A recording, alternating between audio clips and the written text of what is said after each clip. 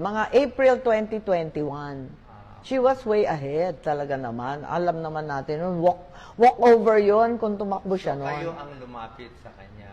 Oo, kami ni Bongbong pumunta. Sabi ko, mag-happy birthday tayo. Baka sakali swertehin tayo. Ang daming pumunta sa Davao noon. Lahat nag-o-audition para maging vice. Tapos, yun nga, ang nangyari, ayaw na ni Sara na tumakbo. Hindi na niya gustong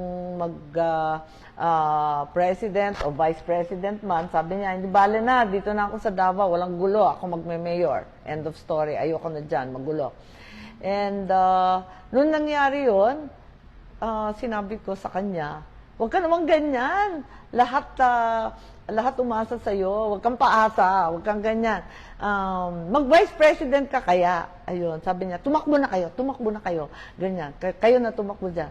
Tapos nag-file si Bongbong. Sabi ko, kakahiya naman to. Wala naman siyang kasama.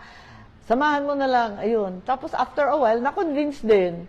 At pumayag siya na mag-vice. Ayun.